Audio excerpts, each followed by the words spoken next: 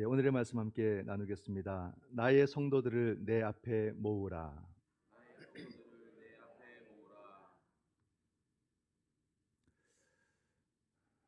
참 하나님께서 우리에게 하시는 말씀이 오늘의 제목 가운데 있습니다. 참 이 말씀을 들으면 이렇게 은혜가 딱 느껴지고 그 무게감이 딱 느껴지고 삶의 책임감도 이렇게 딱 느껴지는 그런 제목이 아닌가 이런 생각을 합니다. 오늘 본문을 보면요, 표제어가 있습니다. 성경을 한번 보시죠. 거기 어떤 표제어가 있는지. 아사베 시 이렇게 돼 있죠.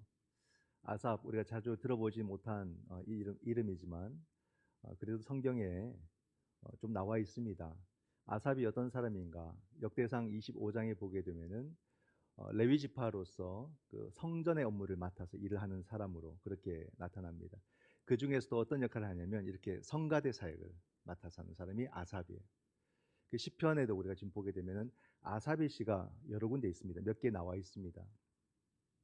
그걸 보면 아삽은 찬양의 어떤 사역들을 은사가 있어서 맡고 있고, 특별히 뭐 찬양곡들을 작사 작곡해 가지고 온 찬양대가 같이 찬양하는 그런 모습을 우리가 상상해 볼 수 있죠. 1절을 보면은 전능하신 이 여호와 하나님께서 말씀하사 해 돋는 데서부터 지는 데까지 세상을 부르셨도다. 정말로 뭔가 웅장한 느낌이 들지 않습니까? 아삽의 영성이 이제 그 시편 또는 이 가사라고 할 수 있는 그 가사 가운데 착 묻어 나오는 이 모습. 아삽이 어떤 사람인지 뭔가 느껴지는 듯한 그런 모습입니다. 전능하신 여호와 이렇게 하나님을 고백하죠. 하나님은 전능하시다는 것은 하나님은 만유, 만물의 주인이시다. 이런 의미를 또 가지고 있습니다. 그런 가운데서 그 하나님께서 온 세상을 부르셨다는 거예요. 어떤 특정한 지역을 이렇게 부른 게 아닙니다. 온 세상을 부르셨다. 보게 되면은 해 돋는 데서부터 해 지는 데까지. 그죠? 이게 다 하나님 세상이라는 말입니다. 그 세상 가운데 있는 모든 세상을 하나님이 다 부르셨다라고 이야기를 하고 있습니다. 해 돋는 것과 해 지는 것, 일출과 일몰. 너무나도 아름답지 않습니까? 분주하고 바쁘고 힘든 일상을 살아가는 우리가 이 일출을 만나거나 일몰을 만날 때에 무엇을 느끼냐면 아무도 슬픈 감정은 들지 않을 것 같아요. 행복한 그 감정이 우리 가운데 찾아오게 되고, 행복한 감정은 우리의 지친 마음을 위로해 주게 되고, 그리고 우리를 안식으로 인도해 주는 그런 모습입니다. 행복이 그런 거예요. 그렇게 생각해 보면 오늘날 우리가 느끼는 이 감정과 이 시편의 기자가 쓰고 있는 이 시대, 뭐 최소 2500년 이상이고요. 3000년 이 사이에 그들이 보았던 또 일출과 일몰도 같은 느낌이지 않을까. 그죠?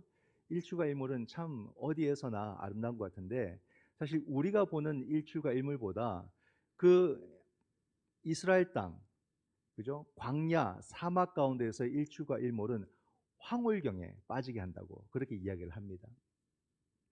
얼마나 아름다운지. 그래서 우리가 생각하는 그런 아름다움도 있지만은 그 당시에는 지금과 다른 느낌이 또 있다고 보여져요. 그게 뭐냐면 바로 신의 계시라는 거죠. 일출과 일몰 속에서 하나님이 우리 가운데 계시하시는 그것을 많은 사람들이 경험했다라는 것입니다. 그 신비함 속에서, 그죠? 빛이라는 것은 굉장한 의미를 갖고 있거든요. 성경적으로도 일출에서 일몰까지는 빛이 있는 시간입니다. 지구는 그 시간 속에서 빛을 받아서 모든 생명이 다 살아가요. 이 빛을 통해서 모든 생명체들은 다 살아가는 것이거든요. 그러니까 빛은 생명이라는 의미를 가지고 있고, 또 삶을 살게 하는 그런 에너지, 능력이 되고, 삶의 모든 비밀들을 비추어내는 그런 힘이다. 빛이 그런 것입니다. 그래서 아삽은 그 빛이 바로 하나님께로부터 온다. 그렇게 고백을 하고 있죠. 하나님이 세상을 부르신다는 것은 하나님이 세상을 지으셨고 하나님이 세상을 다스리신다라는 그런 의미를 다 가지고 있습니다. 그 세상을 하나님이 부르시는 거죠. 그렇게 볼 때 우리 또한 하나님이 그렇게 고백한다면 오늘 이 땅 가운데 이 시대 가운데 하나님이 이 세상을 다스리시고 섭리하신다는 것을 우리는 볼 수 있어야 되고 느낄 수 있어야 되고, 우리가 그런 영성을 가지고 살아가야 되는 것이 아닌가. 아, 하나님이 정말로 다스리고 계시구나. 하나님이 이러한 문제들을 또 이렇게 해결해 가시구나. 이런 것을 늘 우리가 이 영안을 통해서 바라보는 그런 모습으로 우리가 살아가는 것이 합당하지 아니한가? 나의 영성은 깨어 있는가? 나의 영안은 열려 있는가? 항상 이런 말씀을 통해서 나를 들여다보게 되고 나를 더욱더 이 말씀에 맞추어서 살아가도록 하는 것, 이것이 필요하지 않겠나.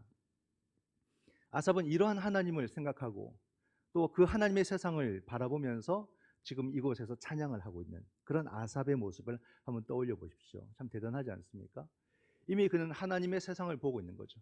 그리고 하나님이 다스리시는 그 모습을 보고 있는 것, 그것을 가사로 적어내면서 온 성가대가 함께 하나님을 찬양하도록 하고 있는 그런 이 놀라운 은사를 잘 사용하고 있는 아삽의 모습입니다. 하나님이 세상을 부르신다라고 할 때 그 부르심 앞에 기쁘고 즐겁게 응답하는 사람들이 있고, 또 다 응답하는 게 아닙니다. 그 부르심 앞에 귀를 막고 또 시큰둥하게 대하는 그런 사람들이 있습니다. 근데 오늘 아삽은 하나님의 부르심 가운데 기쁘고 감사하게 응답하는 곳을 이야기하고 있습니다. 그곳은 어디일까? 그것이 바로 시온이라고 소개를 해 줍니다. 2절 말씀해 보면 온전히 아름다운 시온에서 하나님이 빛을 비추셨도다. 그죠? 시온은 어디입니까? 예루살렘 성입니다. 예루살렘 성이란 바로 이스라엘 백성들을 말하는 거죠. 즉 하나님은 이스라엘 백성에게만 빛을 비추셨고 그들을 부르셨다 이 말이 아니에요. 하나님이 부르셨고 하나님의 빛을 비추시는데 그 시온이 응답했다는 말입니다. 그러므로 이스라엘 백성들은 하나님을 빛으로 경험한 백성들이에요. 그 경험을 3절에서 묘사해 주고 있습니다. 우리 하나님이 오사 잠잠하지 아니하시니 그 앞에는 삼키는 불이 있고 그 사방에는 광풍이 불리로다. 여러분, 우리가 시대는 다르지만 같은 지구 안에서 같은 세상을 살아가는 거 아니겠습니까? 근데 어떤 사람은 하나님을 이렇게 불과 광풍으로 경험을 하고 있고, 어떤 사람들은 하나님 경험이 전혀 없이 살아가는 그런 사람들, 부류가 나뉘어집니다. 하나님을 경험하고 사는 사람과 하나님을 경험하지 못하고 사는 사람으로 우리의 인생은 나뉘어진다는 거예요. 어떻습니까? 오늘 우리는 하나님을 적극적으로 경험하고 살아가고 있습니까? 아니면 하나님 경험과 지극히 무관하게 살아가고 있습니까? 오늘날 그리스도인들이 하나님 경험 없이 살아가는 그런 모습을 선택하고 하나님과의 그런 영적인 교제가 없이 살아가는 그런 그리스도인의 모습들이 많습니다. 이것이 얼마나 안타까운 모습인가. 이것은 마치 우리가 지난 주간에 큐티를 묵상해 보게 되면은 종말의 징조와 같은 것입니다. 정말로 종말의 징조를 알지 못하고 살아가는 그런 그리스도인들이 얼마나 많은가라는 거죠. 오늘 우리는 깨어 있는가? 정말로 이 시대 가운데서 하나님과의 경험을 통해서 시대 가운데 깨어 있고 그 종말의 징조를 보며 살아가는 그리스도인들인가? 이것을 우리가 잘 살펴보아야 됩니다. 근데 많은 그리스도인들이 이 불과 광풍을 하나님을 통해서 경험하기보다 세상을 통해서 경험하기를 원하는 거예요. 세상에서 그 뜨거움을 경험하고 싶고 세상에서 그런 강력한 것을 경험하고 싶은 거예요. 그 세상에서 우리가 바라고 원하는 것들을 마음껏 누리는 것을 복이라고 생각하고 그냥 한평생 뭐 있나 이런 걸 그냥 뜨겁게 누리고 가지고 살아가면 되지, 이런 삶의 태도로 살아간다는 말입니다. 그렇지 않아요? 우리가 하나님을 통해서 무언가를 우리가 경험하려고 하는 그런 모습에서 점점 멀어지면서 그냥 그런 경험이 없는 삶이 아니라 그것을 세상에서 하고 싶은 거예요. 세상을 통해서 이루고 싶은 거예요. 그래야만 만족을 느끼고 그래야만 자극적이고 그래야지만 뭔가 있는 듯한 그런 모습을 우리가 생각을 한다는 거죠. 이것이 얼마나 잘못된 생각인가. 여러분, 우리가 하나님을 불과 광풍으로 경험하지 못한다면 우리 삶의 비밀을 포기하는 거예요. 왜냐하면 우리는 하나님을 통해서만 내 삶의 의미를 발견할 수 있기 때문에 그렇죠. 하나님이 우리 삶을 지으셨고 우리에게 삶을 허락하셨기 때문에 우리는 하나님을 통해서만 내 삶의 의미들을 발견하고 깨닫고 그 삶의 방향을 찾고 그렇게 살아가는 거 아니겠습니까? 근데 어느 순간 자꾸 하나님에 대해서 우리는 무덤덤해져 가요. 하나님에 대해서 무뎌져 가요. 그러면서 하나님의 경험이 없는 것에 대해서 간절함이 없어져 가요. 그런 삶의 비밀을 다 아는 듯이 그렇게 살아갑니다만 그것은 여러분 바로 종말에 우리에게 주어지는 미혹이에요. 미혹. 우리가 이 종말이 우리에게 주는 그 미혹이 뭐냐면 하나님 없이도 그것을 알 것 같고 이룰 것 같은 마음을 자꾸 주는 거예요. 그러니까 자꾸 될 것 같고 될 것 같고 알 것 같고 알 것 같고 이룰 것 같은 이런 마음이 자꾸 주어지니까 미련을 못 버리고 하나님께로 돌아서지 못하는 겁니다. 그러다 보게 되면 10년, 20년, 30년 훅 갑니다, 여러분. 인생을 한순간에 송두리째 낭비를 해버리는 겁니다. 물론 나중에는 돌아오겠죠. 그러나 여러분, 그게 뭘 의미하는지를 아셔야 됩니다. 그냥 마지막에 구원받으면 된다, 그런 사고로 우리가 살아갑니까? 아니에요. 이 한평생이 짧지만 이 모든 시간을 하나님과 함께하는 시간으로 채워간다는 것이 얼마나 귀한지를 알아야 되는 거예요. 하나님과 함께하는 시간이 많으면 많을수록 그것이 우리에게 생명이 되고 은혜가 되고 이것이 우리 삶의 놀라운 비밀이요 진리가 된다는 사실입니다. 그러므로 우리는 항상 하나님을 통해서 이 놀라운 삶의 비밀들을 알아가고 내 삶의 의미들을 알아가야 된다라는 거죠. 하나님 아닌 다른 곳에서 아무리 찾아보세요, 있는지 없습니다. 알듯 알듯 그러다가 인생을 다 허송세월을 보내게 되는 거죠. 이스라엘 백성들은 하나님을 불과 광풍으로 경험을 했고 그 경험들을 자기 삶의 또 다른 모습으로 표현해내고 그것을 만들어냅니다. 그게 뭐냐면 그게 바로 제사예요. 오늘 우리말로 바꾸면 예배라는 말입니다. 5절 말씀을 보십시오. 이르시되 나의 성도들을 내 앞에 모으라. 그들은 제사로 나와 언약한 이들이니라 하시도다. 그죠? 제사, 예배. 여러분 이것이 얼마나 우리는 예배로 하나님과 언약된 백성들이란 말이에요. 이 예배의 소중함, 안 믿는 사람들은요, 그리스도인들이 주일을 그렇게 챙기고 또 예배를 그렇게 열심히 나가고 하는 걸 이해를 못 합니다. 얼마 전에 우리 장로님도 한번 그런 말씀 하시더라고요. 일주일 내내 고생하고 좀 주말이나 주일에도 좀 쉬면 좋을 텐데 그렇게 또 교회 가서 하루 종일 있고 그게 무슨 삶이냐고, 그게 행복하냐고 그렇게 누가 물으시더라는 거예요. 그들은 죽었다 깨어나도 모릅니다.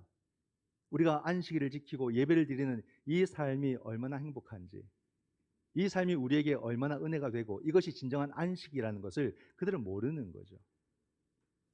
이 예배의 삶, 그 소중함을 오늘 우리가 잘 지키고 있을까? 참 이것이 많이 흔들리는 시대가 되었어요. 오늘날 교회가 기울어 간다는 것은요, 예배가 힘을 잃었다, 그런 의미와 같은 거 아니겠습니까? 오늘날 그리스도인들조차도 예배의 소중함을 점점 잃어가는 그런 시대여서 참 두렵고요, 너무나도 안타깝습니다. 이것도 종말의 미혹인 거예요. 종말의 징조 중에 적그리스도가 나타나서 우리를 미혹하는데 어떤 식으로 우리를 미혹하느냐? 말씀이 없는 그리스도인, 기도가 없는 그리스도인, 예배가 없는 그리스도인도 괜찮다고 자꾸 미혹을 하는 겁니다.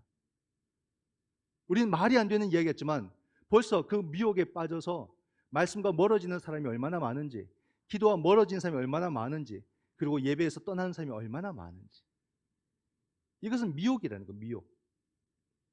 그날 여러분, 우리를 미혹하기 위해서 예배를 아무리 폄훼해도, 예배를 하찮은 것이라고 표현할지라도 이 예배가 갖는 그 놀라운 신비함과 예배 가운데 나타나는 그 놀라운 능력은 결코 사라지지 않는다는 사실이에요. 하나님께서 약속하셨기 때문에. 이 예배는 누가 뭐라고 해도, 깎아내려도 그 예배의 엄중함과 그 예배의 고귀함과 그 예배의 놀라운 은혜는 사라지지 않는다는 말입니다. 이 자리를 포기하지 않을 때 우리는 그 놀라운 은혜와 그 놀라운 은총과 능력을 우리가 공급받게 되는 것이죠. 왜냐하면 예배 가운데서 하나님께서 임재하리라고 약속을 하셨기 때문에 그런 거 아닙니까? 우리가 이 바쁜 와중에도 이 자리에 있는 것은 뭡니까? 하나님을 불로 경험했고 하나님을 광풍으로 경험했기 때문에 우리의 그 소중한 일상을 과감하게 용기 내어 멈추고 하나님을 예배하는 예배자가 될 수 있는 것이에요. 이미 우리가 하나님 경험을 그렇게 했기 때문에 이런 용기를 낼 수 있는 거죠. 예배에 나올 수 있다는 이 자체만으로도 정말 대단하신 거예요, 여러분. 아무나 할 수 있는 게 아닙니다. 우리의 모든 일상을 멈출 수 있다는 그 용기, 예배를 위해서 그것을 멈추는 겁니다. 사람들은 그걸 못 해냅니다. 하지만 하나님 경험을 한 사람들은 이것이 가능해지는 거예요. 그렇게 어렵지 않습니다. 도리어 하나님께로 나아가는 것이 더 즐거운 시간이고 그 시간이 내 모든 삶을 회복시키시는 은혜의 시간이 된다는 것을 이미 경험했기 때문에 그 모든 것을 한평생을 통해서 이루어내는 거죠. 우리의 예배가 우리의 삶을 지탱해 온 줄 믿으십니까? 우린 나도 모르게 이 예배에 젖어들면서 내 모든 삶이 회복되고 내 모든 삶이 새롭게 힘을 내는 그런 은혜를 항상 공급받으면서 여기까지 온 거예요. 그러므로 우리는 하나님과 이 예배로 언약한 백성들이기 때문에 내 한평생 이 예배만큼은 내 생명처럼 지킬 것이다. 이런 하나님과 나와의 이 약속, 이것을 우리가 평생 지키고 살아가는 것이 소중하다 이 말입니다. 그냥 기계적으로 나오는 것이 아니라 정말로 이 시간 속에서 하나님과의 거룩한 만남이 이루어지게 되고 내 자신이 하나님께로 나가고 하나님 나에게로 오시는 이 놀라운 은혜가 예배를 통해서 나타난다는 거죠. 이 예배는 뭐가 있습니까? 하나님 말씀이 힘차게 선포되는 거예요. 하나님 말씀은 잠잠해서는 안 됩니다. 하나님 말씀은 뜨뜻미지근해서는 안 됩니다. 하나님 말씀은 불처럼 뜨거워야 되고 광풍처럼 강력하게 선포되는 것이 하나님의 말씀이 되어야 돼요. 우리 교육자들도 말씀 준비하는데 더 힘써야 되고요. 말씀을 전할 때는 정말로 성령께 모든 걸 맡기고 자신 있게 선포하셔야 돼요. 내가 준비한 이 설교 원고문이 정말로 제대로 되었을까? 이것을 전하면 내가 정말로 자신 있게 할 수 있을까? 그런 두려움에서 벗어나야 돼요. 하나님께 맡기고 이곳에 올라오면 모든 걸 다 맡겨버려야 돼요. 그리고는 정말로 하나님께서 말씀하시는 그 놀라운 은혜를 용기 있게 과감하게 선포해야 됩니다. 그럴 때 우리 모두가 하나님을 만나는 경험들을 하게 되고 내 삶에 놀라운 하나님의 진리를 만나는 그런 은혜를 우리가 경험하게 되는 거죠. 하나님 말씀이 선포될 때 어떤 말씀이 선포되었을까? 오늘 아삽의 시를 보게 될 때는 바로 하나님의 정의, 이 정의가 말씀을 통해 선포되었다라고 말합니다. 6절 말씀을 보면 하늘이 그의 공의를 선포하리니 하나님 그는 심판장이심이로다. 하늘이 그의 공의를 선포한다. 그죠? 얼마나 멋있는 말씀입니까? 이스라엘 백성들은 공의를 무엇보다도 중요하게 생각했습니다. 여러분, 정의와 공의라는 것은요, 단순히 어떤 법의 체계, 법의 질서를 지키는 것을 말하는 게 아니에요. 이 정의와 공의는 생명을 보호하고 지켜내는 그런 거룩한 질서란 말입니다. 그렇기 때문에 생명을 향한 공의, 생명을 향한 정의가 되는 겁니다. 메마른 정의가 아니에요. 이 땅에 정의가 없으면 생명은 엄청난 억압을 받게 되고 생명은 죽어가게 됩니다. 그래서 세상에도 법을 만들어서 그 정의라는 이름을 붙이는 거죠. 근데 오늘날 생명을 도리어 구속하고 생명을 억누르고 생명을 파괴하는 그런 법을 악용하는 모습들이 많지 않습니까? 이러한 것들을 우리가 온전히 볼 수 있어야 되고 정말로 그 법이 생명을 살리고 있느냐, 생명을 지켜내고 있느냐, 이걸 우리가 볼 줄 알아야 되는 거죠. 지난 주간의 큐티의 말씀에도 서기관들은 과부의 재산을 약탈하는 자로 묘사되지 않습니까? 약한 자들을 억압하고 과부와 고아들을 억압하고 그것은 하나님 나라의 정의와 어울리지 않고 맞지 않는다. 배치되고 하나님 나라를 도전하는 그런 악한 세력, 그게 바로 마귀다. 성경은 그렇게 말하고 있습니다. 그렇기 때문에 여러분, 구약의 선지자들은요, 시대가 달라도 그들에게 공통되게 항상 선포되는 메시지가 있었는데 그게 바로 정의였어요. 정의. 이 땅에 정의를 세우라, 정의를 회복하라, 정의를 기억하라. 그게 선지자들의 말씀 선포였습니다. 그런 정의에 대한 대표적인 선지자가 누굽니까? 아모스 선지자죠. 정의를 물같이, 공의를 마르지 않는 강같이 흘릴지로다. 아모스. 제가 대학을 졸업할 때 아모스서를 가지고 제가 구약 논문을 썼습니다. 논문상을 받았어요. 근데 지금 기억이 안 나요. 뭐였어요? 기억은 나죠. 하나님은 만유의 주이시다는 것. 여기에 이제 정의의 개념이 들어가서 그렇게 썼던 기억이 납니다. 하나님은 정의의 하나님. 왜냐하면 하나님 정의로 세상을 심판하실 것이기 때문에 그렇습니다. 그죠? 이스라엘 백성들은 하나님을 그렇게 경험했고 정말로 하나님께서 정의로 세상을 심판하신다는 것을 알기 때문에 그들은 늘 하나님을 빛과 불과 광풍으로 경험하기를 원했던 그런 백성들의 모습입니다. 오늘날 여러분, 우리 삶 속에 정의는 어떤 의미입니까? 오늘날 우리 삶 속에 공의는 어떤 의미로 자리하고 있습니까? 내 삶 한번 들여다보세요. 난 솔직히 내가 나를 볼 때 정의로운 사람일까?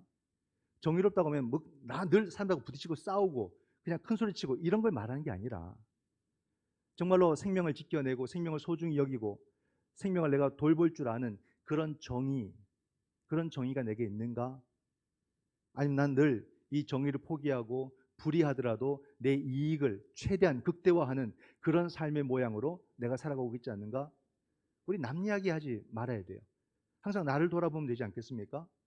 나는 정말로 그리스도인으로서 남이 보든 보지 않든 나는 항상 정의를 선택하면서 살아가려고 노력하는가? 100%는 못해도 어떻게든 그렇게 하려고 노력하고 살아가는 사람인가? 그죠? 그리스도인을 기다리는 사람이라고 하지 않습니까? 시몬과 안나처럼 무엇을 기다립니까? 이제는 우리는 재림의 주를 기다리는 거예요. 그리고 하나님의 나라를 기다리는 거예요. 기다림이라는 것은 어떤 방치나 게으름이 아닙니다. 방관이 아니에요. 기다린다는 것은 뭐냐면 굉장히 적극적인 신앙이에요. 하나님의 나라가 주님이 정의 가운데 우리 가운데 오시기 때문에 그 나라에 합당한 세상을 만들어가는 삶을 산다는 게 기다림인 거죠.